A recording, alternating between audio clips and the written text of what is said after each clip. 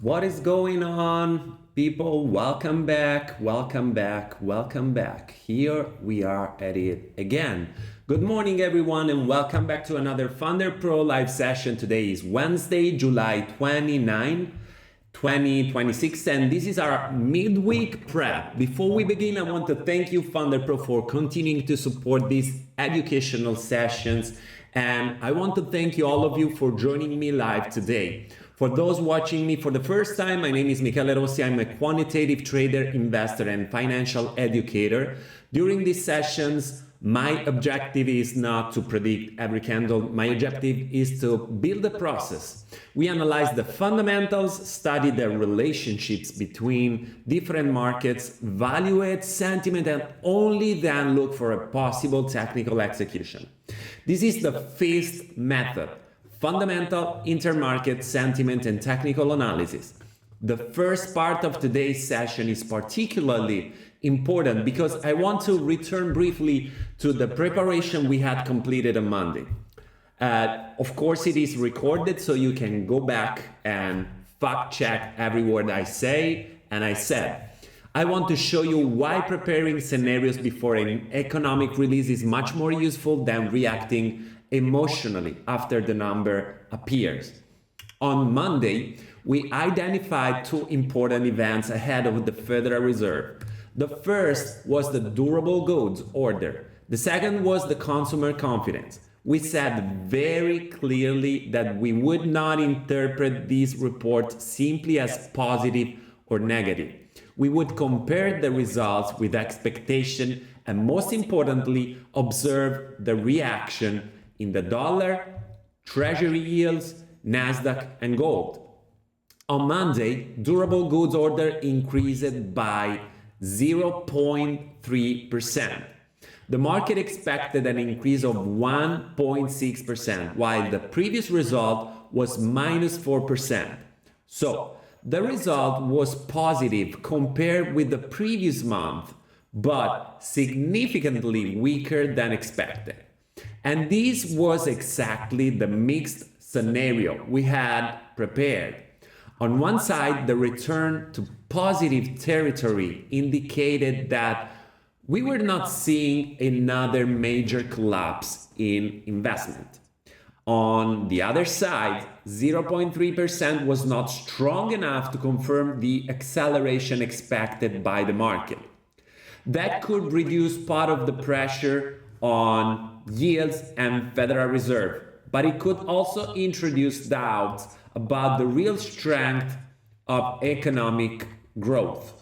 This is why we did not trade only from the number.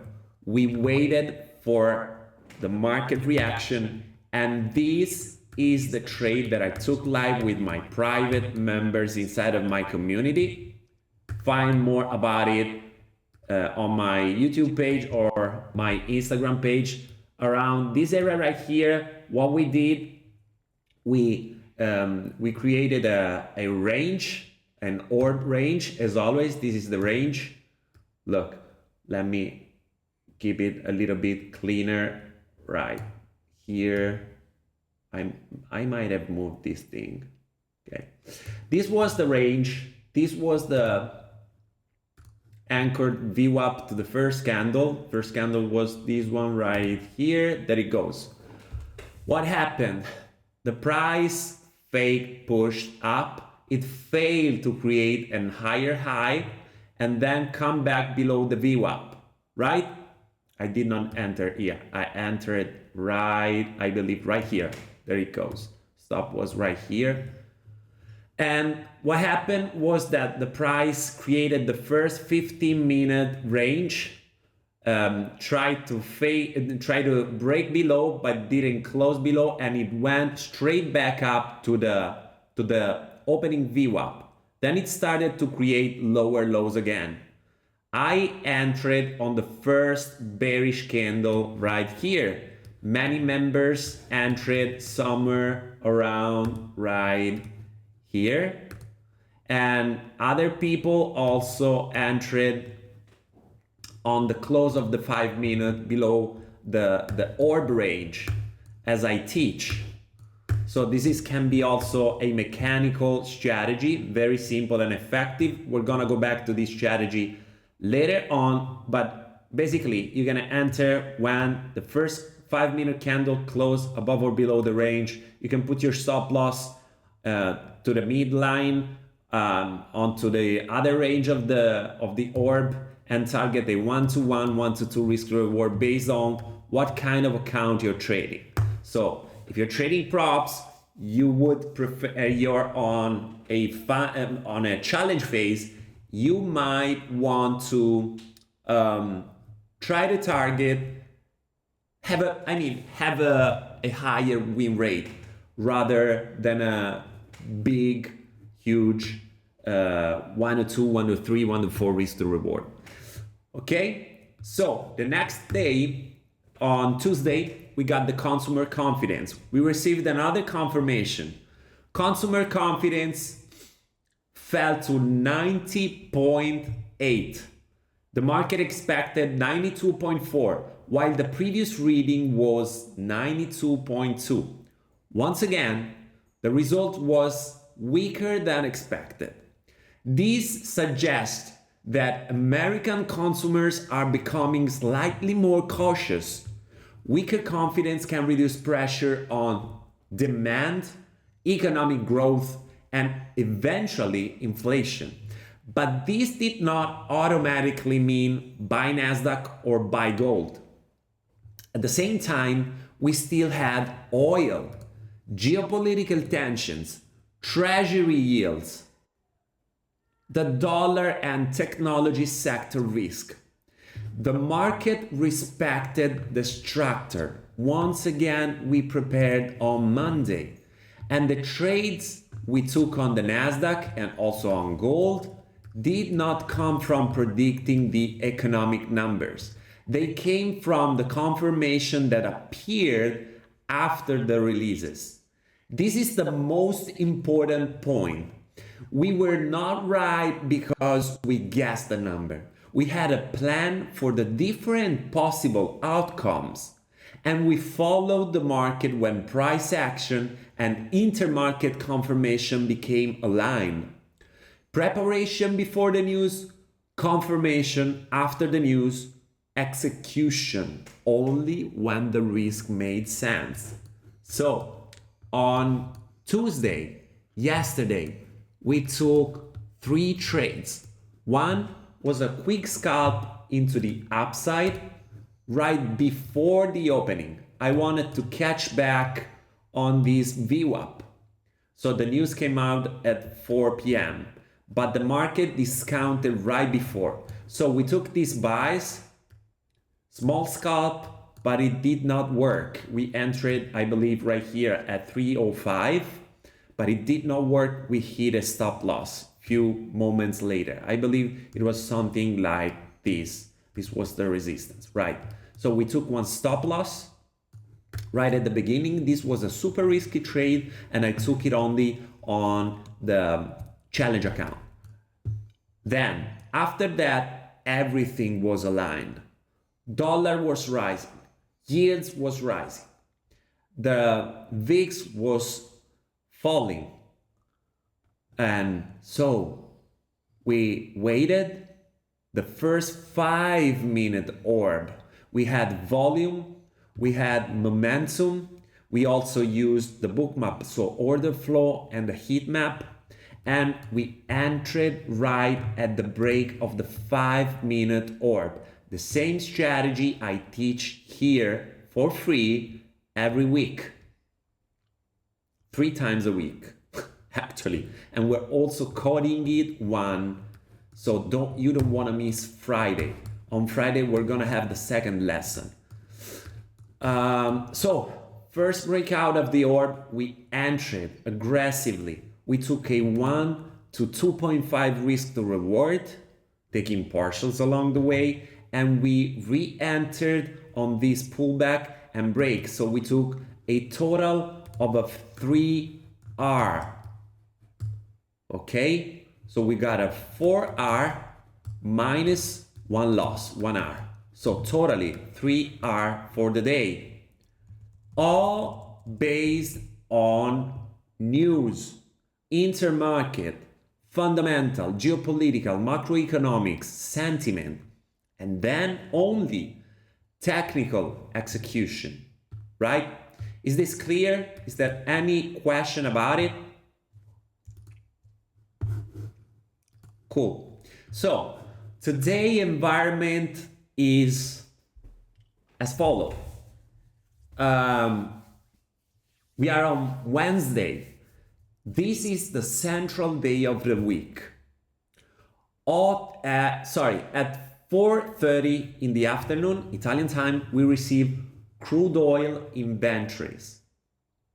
This is very important because we're gonna know more about the inventories about crude oil, which are expected way less than the previous week.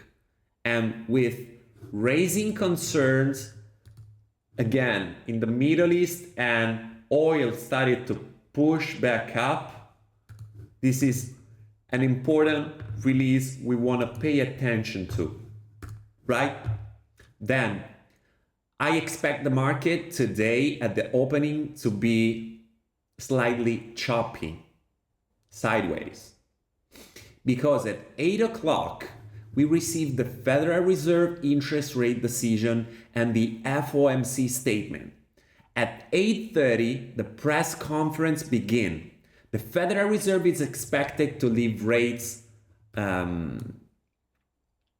unchanged at 3.75%. But the interest rate itself may not be the most important information.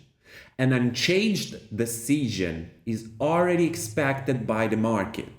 What will genuinely move Nasdaq, gold, and the dollar and treasury yields will be the Federal Reserve's language. Nasdaq is currently trading around 27,900 and 28,000 right now, 28,000, right at Monday VWAP. The day trading bias is slightly bullish. The swing trading bias also remains slightly bullish. The main support is around 27,600 right here. The first upside objective is around 350 right here. Okay, let me go back to the 30-minute chart. It's much clearer right here, right at equilibrium, right? The fundamental support for Nasdaq continues to come from the artificial intelligence investment cycle. The aggressive sell-off in Korean semiconductors is encouraging some investors to reduce Asian exposure and rotate towards large American AI companies. Investment in data centers, cloud infrastructure, memory, networking, and domestic production continues to support earning expectations for major American technology companies. The resumption of the TMC operations following the Japanese earthquake has also reduced part of the concerns around the semiconductor supply chains. But we must not confuse a slightly bullish bias with a risk-free market. The Korean chip sell-off is extremely aggressive. The KOSPY closed almost 6% lower. Concerned about artificial intelligence valuations remain present. We have renewed trade tensions involving China, and most importantly, we have another increase in oil prices connected to tension between the United States and Iran. Nasdaq therefore remains slightly bullish only while the technical structure and the intermarket confirmation continue to support it. Now, let us move to gold. I'm in this short since Monday. based on the news, and I'm still running it. Okay, of course I took partial along the way, just moved my stop loss on break even yesterday. It's a risk-free trade, already took some profits out of it, following just what I said live with you guys. You can go back and check the Monday video. I announced this movement, not because I predict the market, but because I read the expectation and I create scenarios. Once again, I have scenario in my mind for every situation, and I write it down, of course. And based on the scenarios, I'm gonna react. I do not take profits, I also take losses, but most of the time I take profits, right? So gold is currently trading around 4,031. The day trading bias is clearly bearish. The swing trading bias is slightly bearish. The main resistance is around 4,070, right here at equilibrium, right? The downside objective is around 4,000. We already signed this up on Monday with this green line, right? I'm waiting for the price to reach this area and close in full my trade. The most interesting aspect of gold today is, once again, the safe haven paradox. We have renewed geopolitical tension, we have missile attacks, we have problems in the Strait of Hormuz, we have tankers being stopped and greater risk around major energy routes. In theory, all of these should support gold. However, US crude oil has risen by more than 4% and moved above $82 per barrel. As we saw previously, we can watch it again. There it is. The dollar can strengthen if the market interprets this as a renewed inflation stock. Treasury yields can rise. The Federal Reserve can remain more restrictive. In this regime, real yields and the dollar can become more important than safe haven demand. This is why gold can fall during a geopolitical escalation. War does not automatically make gold bullish. We must always identify which force is dominating. So, before the Federal Reserve, we receive crude oil inventories. As I told you before, the market expects an increase of approximately 700,000 barrels, following the previous increase of 2,010,000 barrels. Under normal conditions, this is primarily an energy market event. Today, however, oil is directly connected to inflation expectations and the Federal Reserve. If inventories are significantly lower than expected, or if the report shows a large draw, oil may receive additional support. That could increase inflation expectations, push treasury yields higher, and pressure gold. Right?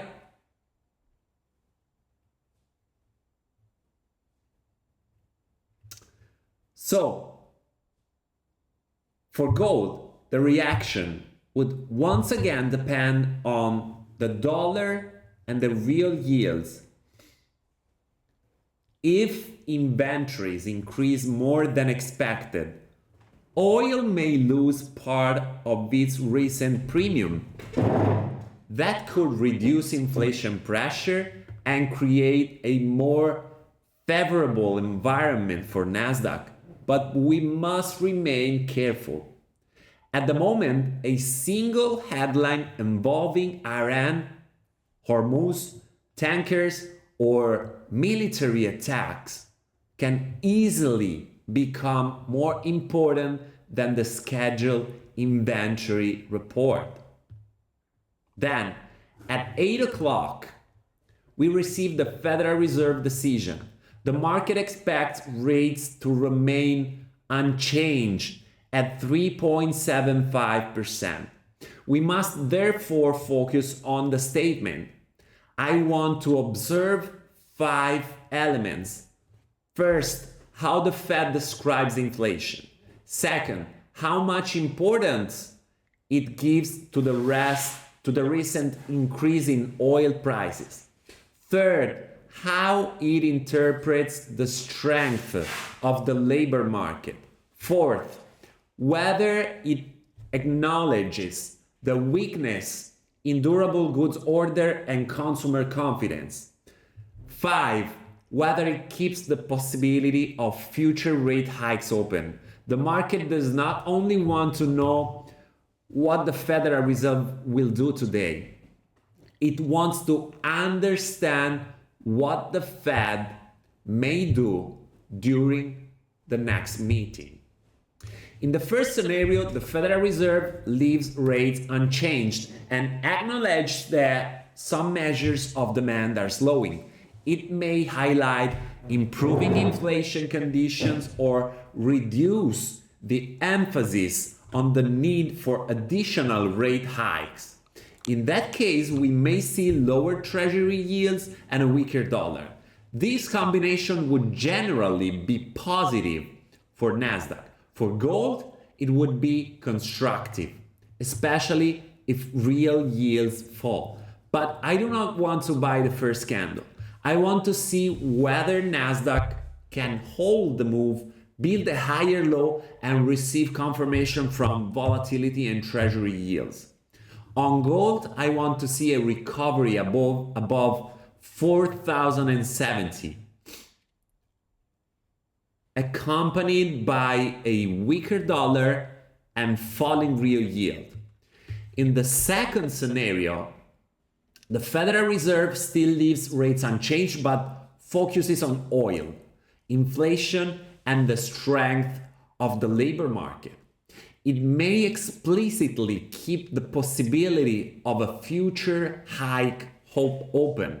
In that case, treasury yields and the dollar could rise.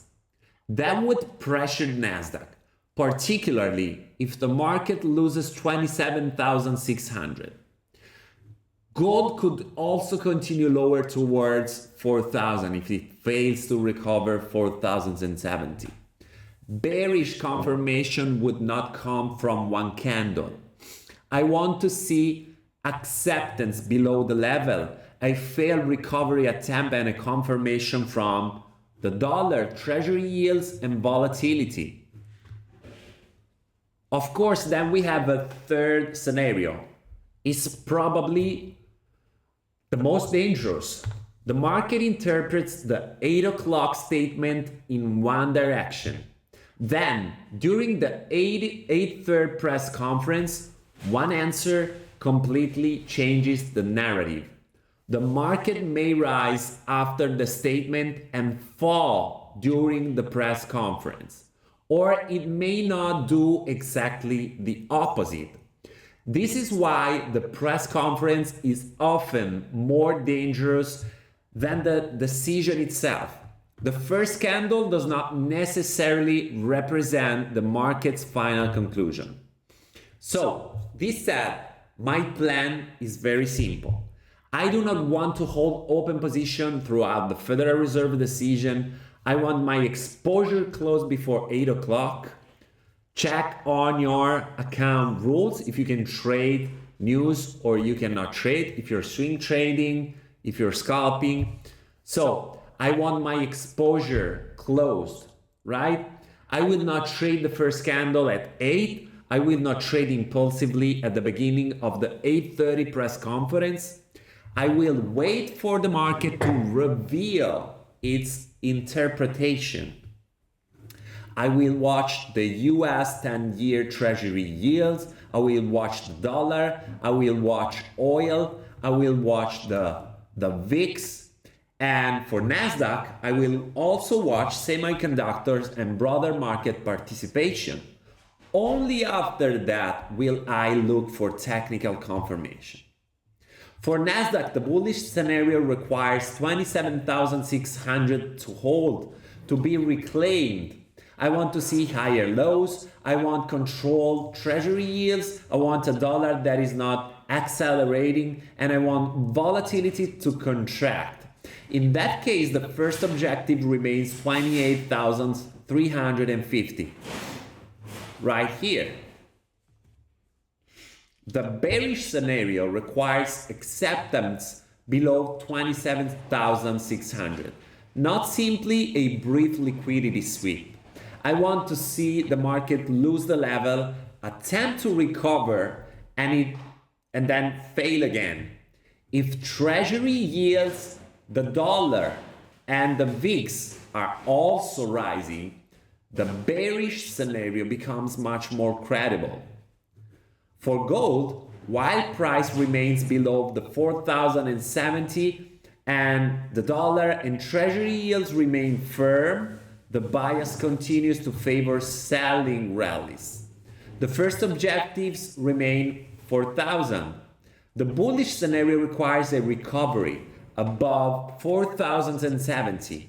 But the technical recovery alone is not enough. I want to see real yields and the dollar falling. I do not want to chase a single spike created by a geopolitical headlines. Do not forget Thursday, tomorrow. The Federal Reserve does not end the macroeconomic week. Tomorrow at 2:30 in the afternoon, Italian time, we receive core PCE, GDP, and initial jobless claims together. Monthly core PCE is expected at 0.1% following 0.3% previously. GDP is expected at 2.3% following 2.1% previously. Initial jobless claims are expected at 206,000 following the previous 187,000. So tomorrow, in the same minute, the market will receive information about inflation, economic growth, and employment. This means that the move following the Federal Reserve may be confirmed or completely challenged less than 24 hours later. So, this week is already very clear. On Monday and Tuesday, the market respected the scenario we prepared. Durable goods order, consumer confidence were both weaker than expected. But we did not automatically transform weak economic data into a buy or sell order. We waited for confirmation, and this is how we build our trades both on Nasdaq, as I showed you before, sells yesterday, sells on what it is. Yesterday, sorry, went back to March. Yes, oh, all right. Here it is. Sell on Tuesday, on Monday, sells on Monday, and sells on Tuesday. Right. Same for gold. This beautiful sell right here. Tonight, we must follow exactly the same process. So do not try to predict Federal Reserve. Do not try to chase the first candle. We have a dovish scenario, we have a hawkish scenario, and we have a mixed scenario as well.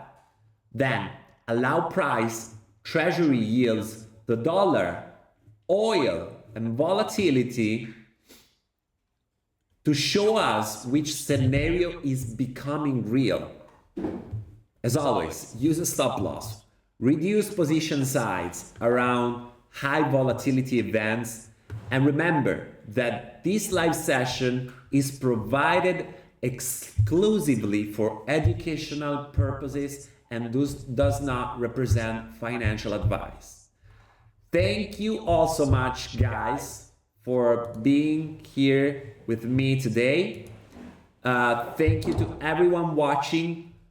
Now, let's go into the same thing that I just talked about, but in Italian language.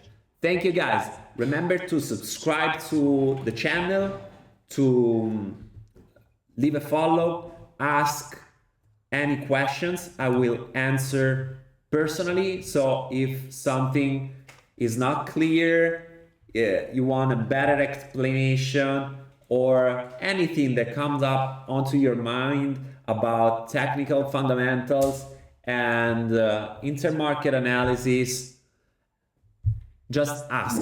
I will answer any question. And remind that you have the code live to buy any challenge, any instant funded CFDs or futures with 20% off. Just use the code live, okay? Thank you so much for being here with me today. I will follow this live in Italian in a second.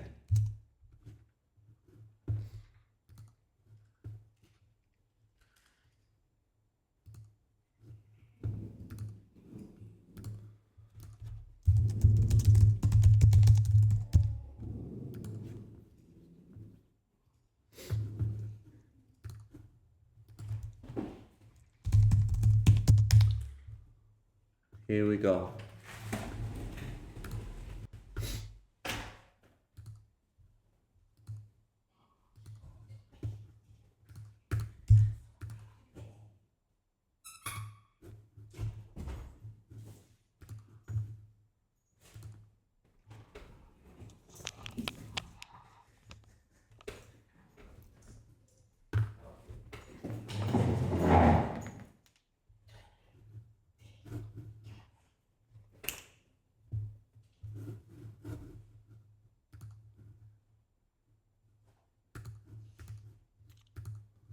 Right.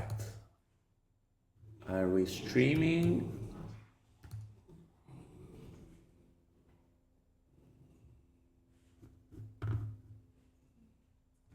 Ok.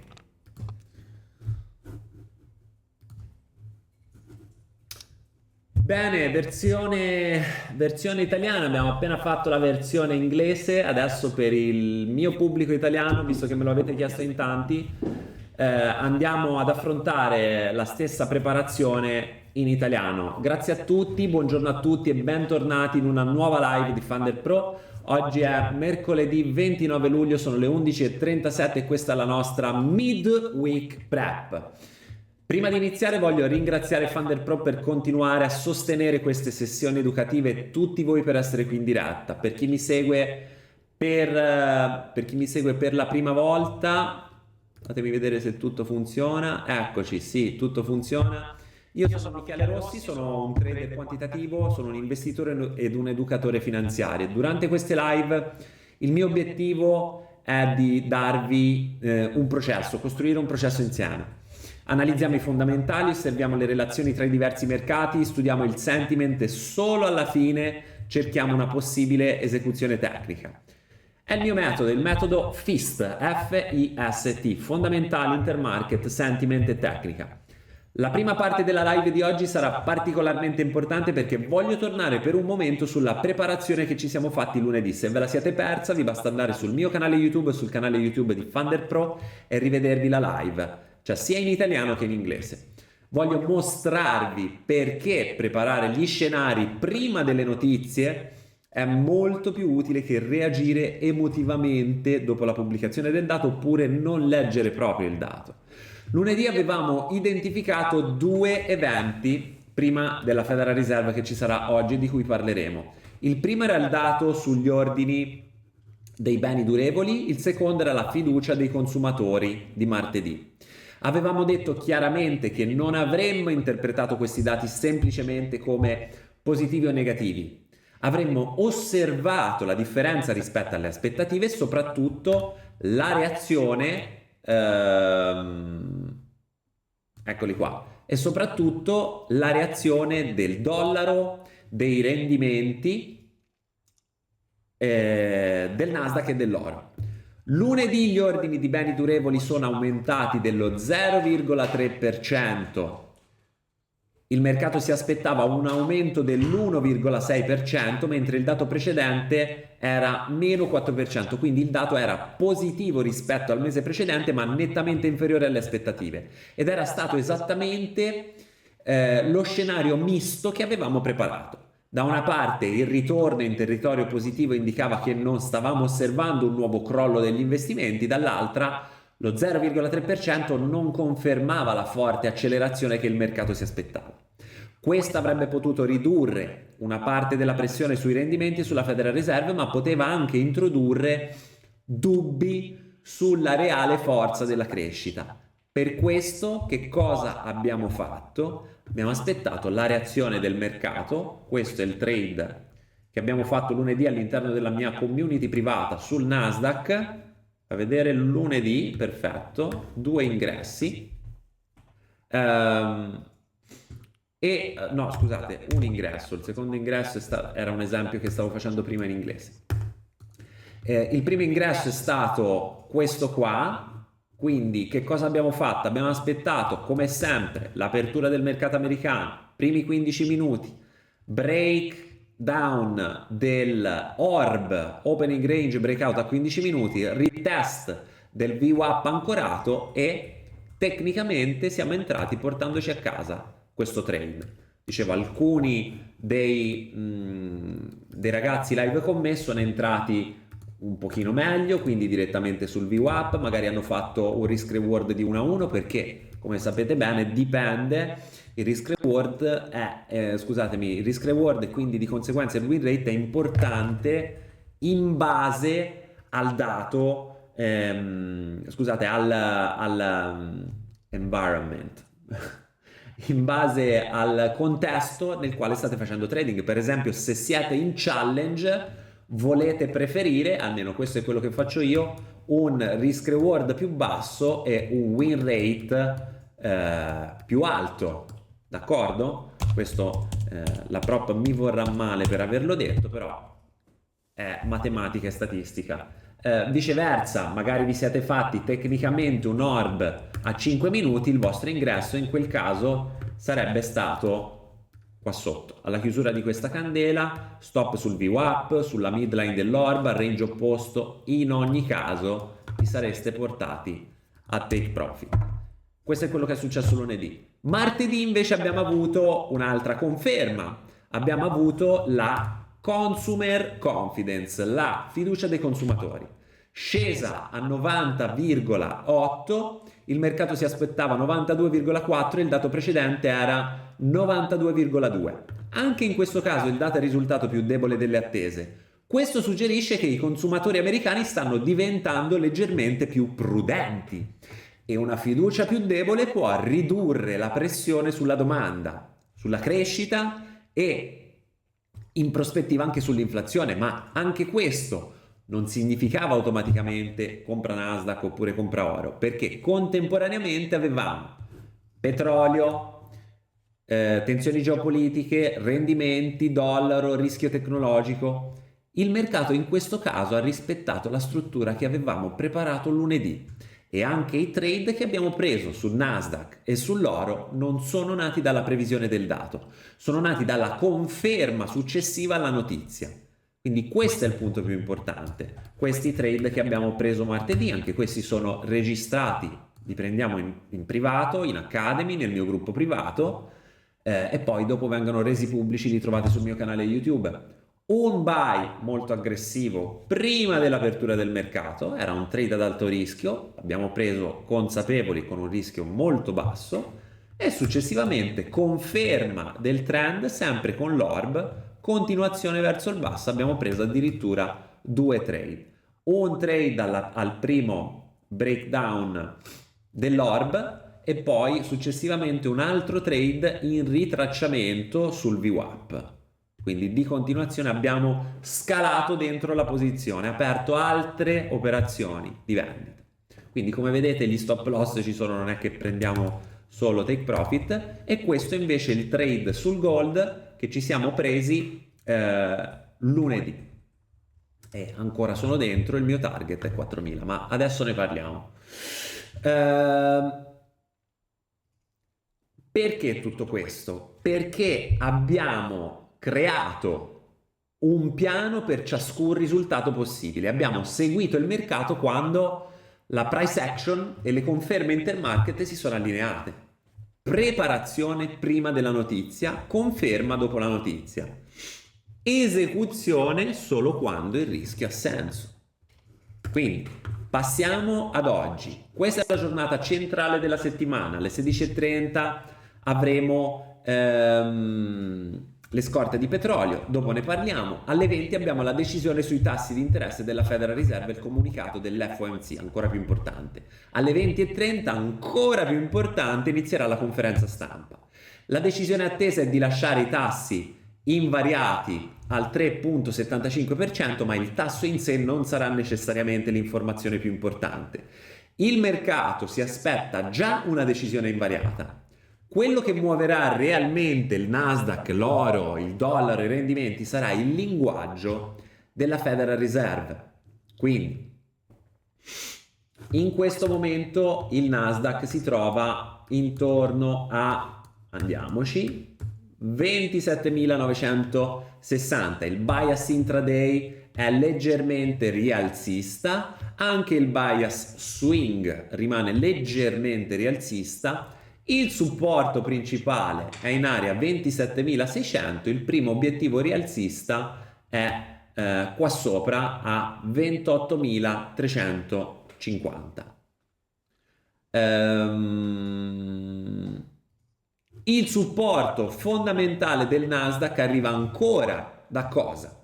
Dal ciclo di investimenti nell'intelligenza artificiale. La forte vendita sui semiconduttori coreani, se avete letto la notizia, spero di sì, sta spingendo alcuni investitori a ridurre l'esposizione verso l'Asia e a ruotare verso le grandi società americane collegate all'intelligenza artificiale. Quindi gli investimenti in data center, infrastrutture cloud, memoria, networking e produzione domestica continuano a sostenere le aspettative sugli utili delle principali aziende americane. Inoltre, la ripresa delle attività di TSMC, il gruppo, dopo il terremoto in Giappone, ha ridotto parte dei timori legati alla catena di approvvigionamento, ma non confondete un bias leggermente rialzista con un mercato privo di rischi. La vendita sui chip coreani è molto violenta.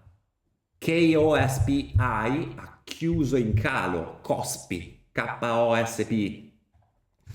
di quasi il 6%. Quindi i timori sulle valutazioni dell'intelligenza artificiale rimangono presenti. Ci sono nuove tensioni commerciali con la Cina e soprattutto abbiamo un nuovo aumento del petrolio legato alle tensioni tra Stati Uniti e Iran. Guarda un po', Academy, se mi state seguendo, di cosa parlavamo proprio ieri. Ci siamo segnati questo supporto. Quindi il Nasdaq rimane leggermente rialzista soltanto fino a quando la struttura tecnica e le conferme intermarket continueranno a sostenerlo. Per quanto riguarda il gold, l'oro, si trova intorno a 4.026.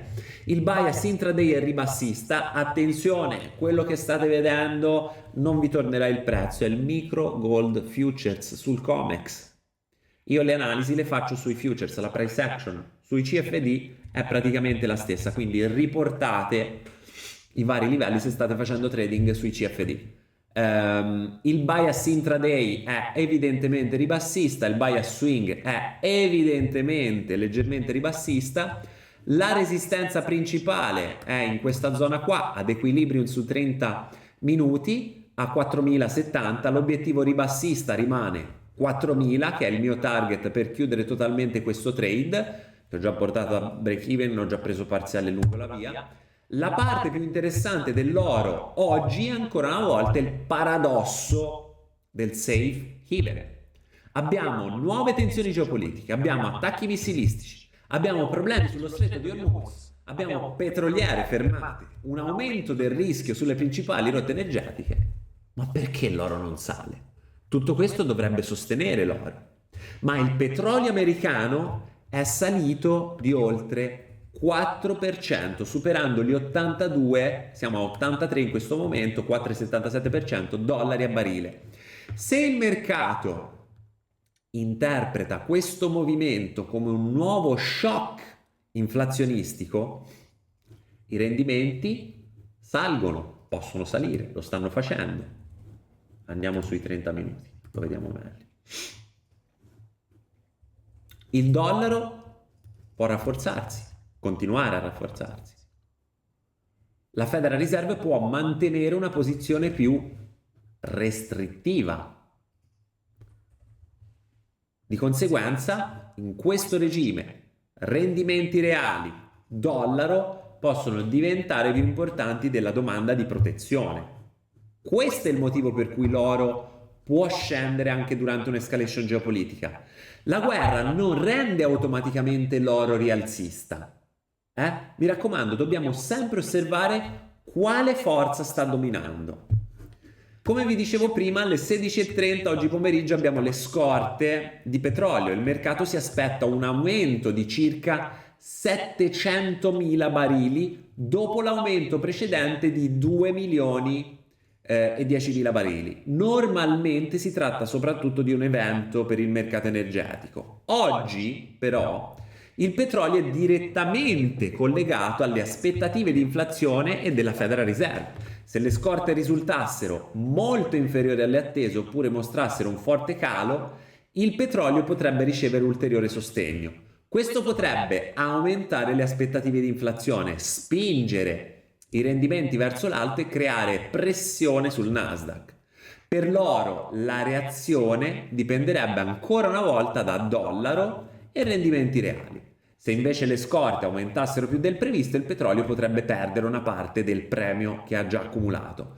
Questo potrebbe ridurre la pressione sull'inflazione e creare un ambiente più favorevole per il Nasdaq. Ma, attenzione, in questo momento una singola notizia su Iran, Hormuz, petroliere, attacchi militari può facilmente diventare più importante del dato sulle scorte. Alle 20 arriverà la decisione della Federal Reserve sui tassi di interesse, il mercato si aspetta tassi invariati al 3,75%, quindi dobbiamo concentrarci sul comunicato, l'FOMC statement. Voglio osservare 5 elementi. Primo, come la Fed descriverà l'inflazione. Secondo, quanto peso darà al recente aumento del petrolio. Terzo, come interpreterà la forza del mercato lavoro. Quarto, se riconoscerà la debolezza degli ordini di beni durevoli e della fiducia dei consumatori. Quinto, se manterrà aperta la possibilità di futuri rialzi. Il mercato non vuole sapere soltanto cosa farà la Fed oggi, vuole capire cosa potrebbe fare nei prossimi meeting. Quindi vi faccio 2 scenari o anche 3. Nel primo scenario la Federal Reserve lascia invariati i tassi e riconosce che alcuni indicatori della domanda stanno rallentando. Potrebbe citare un'inflazione in miglioramento oppure ridurre l'enfasi sulla necessità di ulteriori rialzi. In questo caso potremmo osservare rendimenti in calo, un dollaro più debole e questa combinazione sarebbe generalmente positiva per il Nasdaq. Per l'oro sarebbe costruttiva soprattutto se scendessero i rendimenti reali. Ma non voglio comprare la prima candela, voglio vedere se il Nasdaq mantiene il movimento, costruisce un minimo crescente e riceve conferma dal VIX e dai rendimenti. Sul gold invece voglio vedere il recupero dell'area 4.070 accompagnato da un dollaro e rendimenti in calo. Abbiamo poi un secondo scenario dove la Fed lascia comunque invariati i tassi, ma si concentra sul petrolio, sull'inflazione e sulla forza del mercato lavoro. Potrebbe mantenere esplicitamente aperta la possibilità di un futuro rialzo. In questo caso i rendimenti e il dollaro potrebbero salire. Questo creerebbe pressione sul Nasdaq, specialmente se il mercato perdesse i 27.600 che ci siamo segnati qua sotto. Anche l'oro potrebbe continuare a scendere, verso i 4.000 se non riuscisse a recuperare e chiudere sopra i 4.070. La conferma ribassista non sarebbe una singola candela. Voglio vedere accettazione sotto il livello, un tentativo di recupero fallito e la conferma soprattutto di dollaro, rendimenti e volatilità. Poi abbiamo uno scenario misto che è il più pericoloso. Comunicato viene interpretato in una direzione e poi durante la conferenza delle 20:30, che è la cosa più importante di oggi, una risposta cambia completamente la narrativa. In questo caso, macello.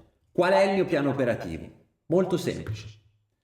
Niente posizioni aperte durante le decisioni della Federal Reserve. Se state facendo trading con una prop di Thunder Pro, assicuratevi di seguire le regole. Avete l'add-on per il trading sulle news, è una cartella rossa questa. Avete l'add-on swing trading, avete un account, scusatemi, swing trading.